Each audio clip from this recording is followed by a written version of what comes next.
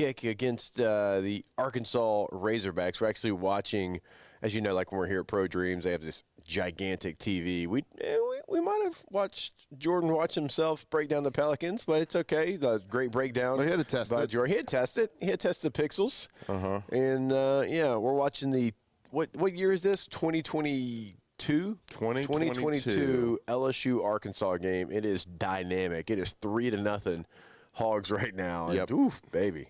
Look at Sam Pittman looking great. Hey, looking kind of fit right there. All right. Yeah. I'll see you. None of these coaches that are on this sideline in 2022 are employed by the I think LSU's schools. got about, I think Jordan pointed out about 1,000 NFL players on the team, and we're down 3-0, and Jaden Daniels is playing awful. I don't know if that guy's got a future. He hadn't done anything. This was a rough watch. This was the Harold Perkins game where he had the 4 sacks and forced fumble and really became a household name after this game. Mm-hmm. I want to see how they win this one. They do. It's not great, but they do. Well, let me ask you this: Are the LSU Tigers going to beat Arkansas this weekend? Well, I don't think Arkansas is going to score 6 points in this one. Why? They're a little bit better offensively than that. That should be the worry, because you still haven't scored, over 25 in a game against a Power 4. We still hadn't got to that mark yet. No. Good. So Good. Did North Carolina? I think you got right at it, right? A&M, you got right at it? Yeah. Yeah, so Arkansas is going to score points. You're going to have to try to keep up with them, and that's the part that should make you nervous if you're an LSU fan. What if, now the defense, I believe, is going to hold them, whatever, under their season total maybe, but still, is that a number that you can achieve? Mm-hmm.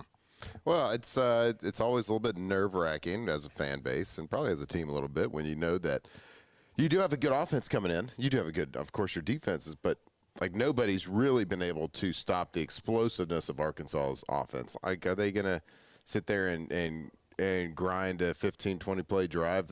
When I watch Arkansas, it's explosive plays in the pass game.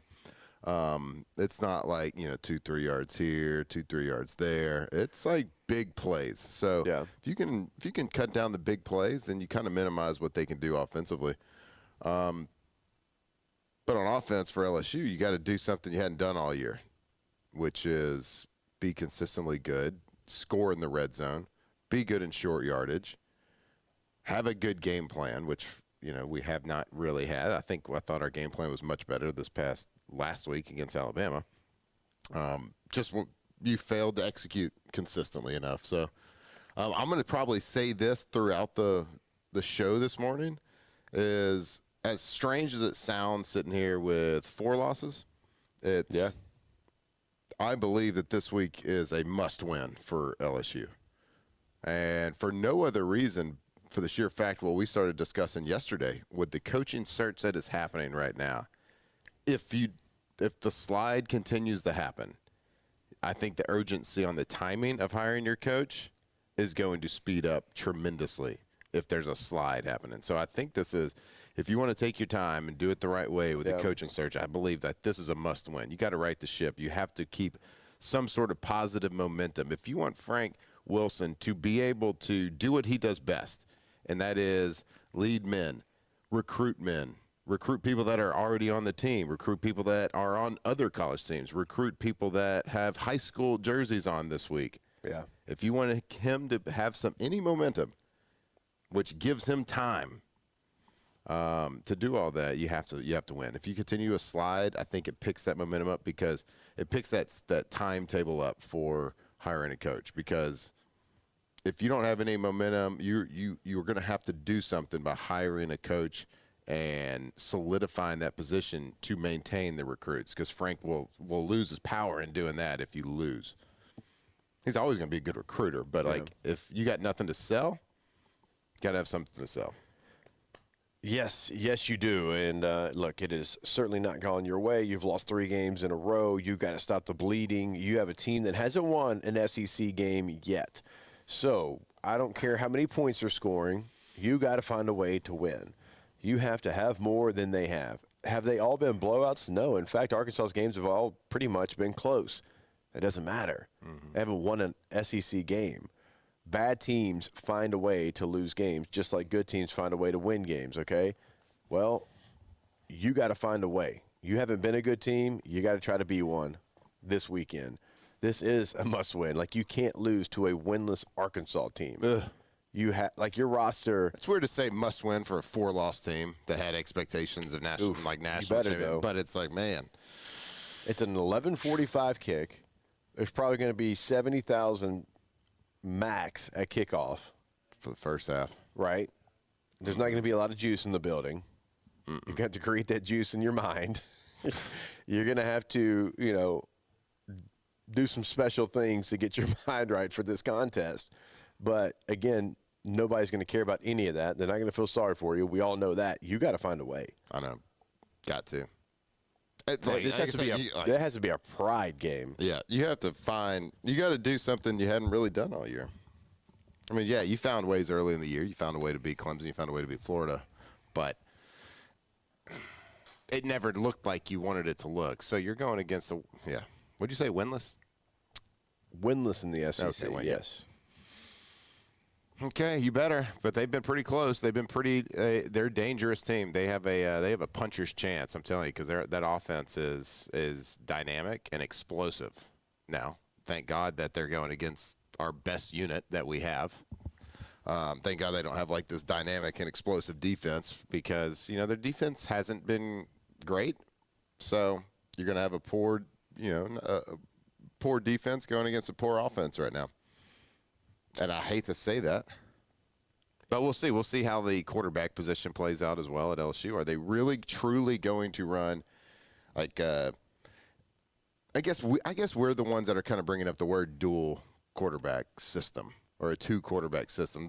They never said that. They just said both guys are going to play. Yeah. Now, that could mean one play for Van Buren, one play for Nussmeier. Who knows what that actually means? I hope it's not a situation where it's a quarterback in for a couple plays and a guy goes in for a third down. Like the next bus on MTV, right? You make one bad play, next. Right. Or like just any situation that's planned out where it's, all right, for Van Buren's going to come in for this first third down play, and then you're going to go back in. Like, I don't know. And I get it. Like, I guess the counter argument to that is, well, it's been bad, so you can't get any worse, really. And I would actually agree with that. I guess I'm speaking in generalities. In a normal offense, it gets quarterbacks out of rhythm. But you know what? You got 4 losses. Your offense doesn't look good, so, screw it. Do it. I guess I'm changing my opinion. You're changing your mind now? I just changed my mind mid-sentence right there. No. Way to stay committed to it. Hey, you got to stay committed to the take. Yeah, that's right. But if I had if you're going to play both and I had like my choice, I would say, and you want to do still, because indication said that Nuss was going to take the first reps in practice, which means he's going to take the first reps in the game. Give Nuss the first drive. Give Van Buren the second drive. And let him switch drives at least. Give him an opportunity. Like, give Van Buren the best chance he has to get in a rhythm. Because the way Frank was talking, it's like Nuss is going to take the lion's share of the reps. Van Buren's going to get some strategic plays. That's kind of how it sounded. Yeah. He didn't say that, not out of Frank's mouth, but that's kind of how it sounded, right? Nuss is our guy. He's earned that right to take the first reps, but both guys are going to play. It sounds like Nuss will take 90%, Van Buren take 10. That's if I had to guess. Maybe that's not the case. Maybe they split 50-50. But if they do that, I would like for them to have the opportunity to get into some sort of rhythm. Yeah. Instead of just doing like a two-play. Because you see it like there's no perfect way to do any like quarterback competition or a 2-quarterback system. There's no one perfect way to do it because there's counter-arguments to everything. But you know what? People of Twitter, I listened to your comments when I was talking about the dual quarterback system. I listened and I agree with you, actually. Like, it hadn't worked, so you might as well change something up. You getting some hate? No. Wait, I think we put that little clip of me talking about a dual system. I was talking to generalities, like I hate dual quarterbacks. You don't get in a rhythm. It affects the offense. And everybody's like, is it going to make our offense worse? And I was like, yeah, you're kind of right on that one. Touche, sir. Touche. Hey,